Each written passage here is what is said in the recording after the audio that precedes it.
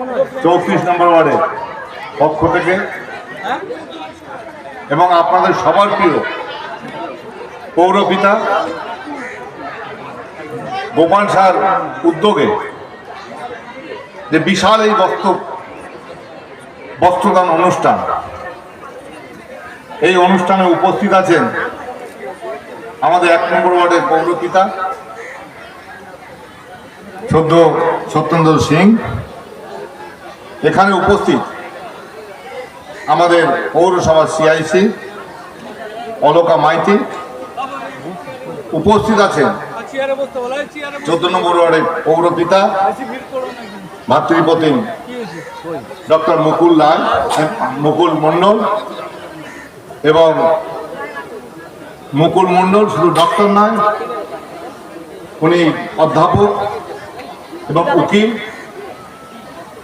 এবং আমাদের 14 নম্বর ওয়ার্ডের পৌরপিতা।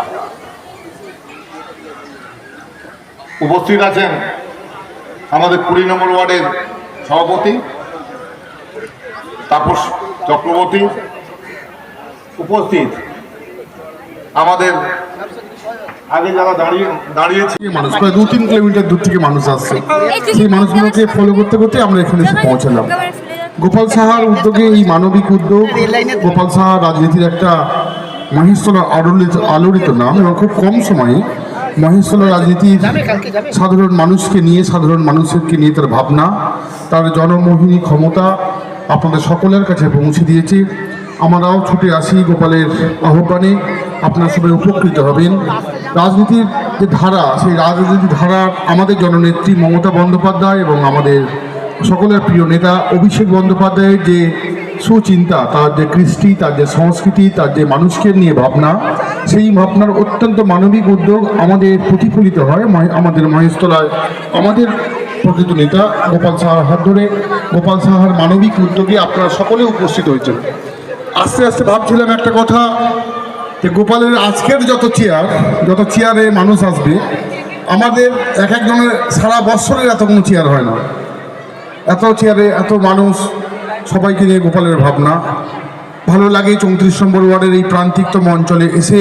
এবং খুব তাড়াতাড়ি আমি 2009 সাল থেকে মহেশতলা পৌরসভার পৌরপিতা ছিলাম এবং তখন আমার অত্যন্ত প্রিয় নেত্রী মিনতিদি, প্রয়াতা স্বর্গীয় মিনতি বাগ তখন আমাদের পৌরমাতা ছিলেন। ওনার বাড়ি আসতাম, কোনো বিষয়ে আমন্ত্রণ জানাতে আমি নিজেই আসতাম।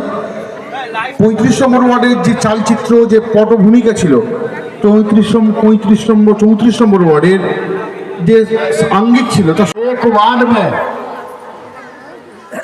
इसका यदि 25% भी आदमी अनुभव करे कि नहीं, जरूरतमंद लोगों के बीच ऐसा काम करना है, वो सीपीएम को तो दीदी जो है 34 साल का शासन था, उसको यहाँ से विदाई हो गया।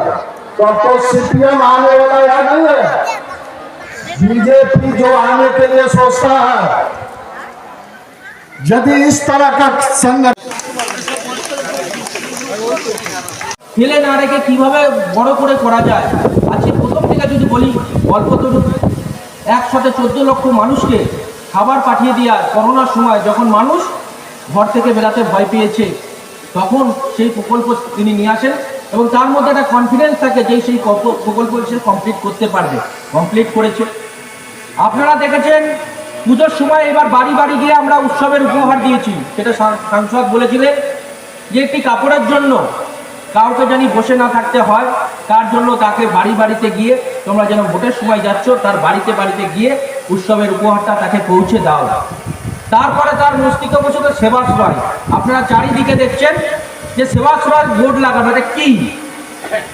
সমস্ত ডায়মন্ড হাবড়া বিধানসভায় 2 জানুয়ারি থেকে শুরু হয়েছে এবং তারপরে ফলতা বিধানসভায়, এখন বিষ্ণুপুর বিধানসভায় চলছে।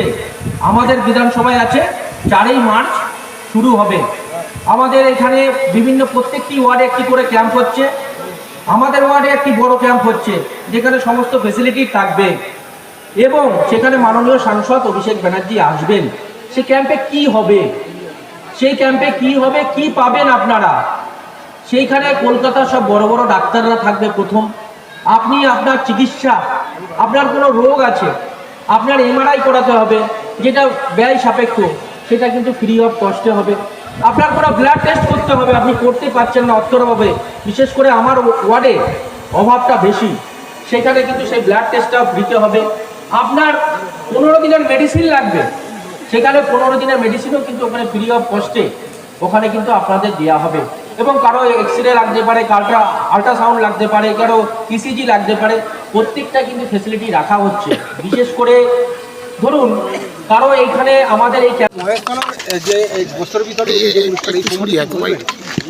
এটা মহেশতলায় 34 নম্বর ওয়ার্ডের কাউন্সিলর গোপাল সাহার উদ্যোগে এই বস্ত্র বিতরণ, ঠিক আছে, অনেকদিন থেকেই করবে, অনেক জায়গায় দিয়েছে, আজকে করেছে, খুব ভালো জমায়েত করেছে, মানুষজন এসেছেন এবং সকলেই পাবেন, সকলকেই দেবে, এই উদ্যোগ নিয়েই ও শুরু করেছে।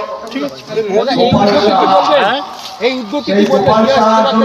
এই উদ্যোগকে স্বাগত জানাবো, এই উদ্যোগকে বলবো ভালো উদ্যোগ, সকলেরই এভাবে করা উচিত।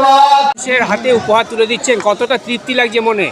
খুবই তৃপ্তি লাগছে, আরও বেশি আমাদের তৃপ্তি লাগছে যেভাবে সেবাশ্রয়কে মানুষ সাড়া দিয়েছে, যেভাবে প্রত্যেকটা বিধানসভায় 10,000 করে প্রত্যেক দিন, কোনো বিধানসভায় 20,000, কোনো বিধানসভায় 50,000, প্রত্যেক দিন মানুষ সেবাশ্রয় ক্যাম্পে গেছেন তার স্বাস্থ্য নিয়ে, তার সাংসদের প্রতি ভরসা রেখেছেন যে ওই ক্যাম্পে গেলে আমার শরীর ঠিক হবে, তার জন্য প্রত্যেক দিন ক্যাম্পে যে হারে মানুষ যাচ্ছেন এর জন্য আরও ভালো লাগছে।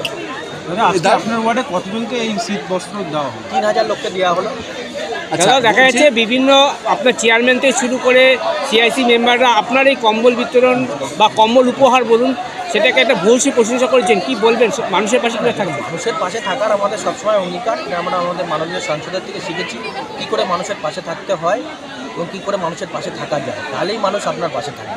দাদা, পাশাপাশি আরেকটা কথা আপনি বললেন, যেহেতু কোনো রাজনৈতিক অনুষ্ঠানে গিয়ে যেন তাদের কম্বল না নিতে হয়, সেই জন্য আপনি কর্মসংস্থানের একটা ব্যবস্থা করতে চলেছেন। অবশ্যই আমরা চেষ্টা করছি, এখানে কিছু ইন্ডাস্ট্রিকে এনে সেখানে কথাও হয়েছে, কাজও শুরু হবে। এই না যে বললাম, আমি বলে কাজটা করার চেষ্টা করি, কারণ আমরা সাংসদের শিষ্য, কারণ আমার সাংসদ যেটা বলে সেটা করে, আর আমরাও সেখান থেকে শিখেছি যেটা সাধারণ মানুষকে কথা দেবো, সেই কথা আমাকে অক্ষরে অক্ষরে পালন করতে হবে।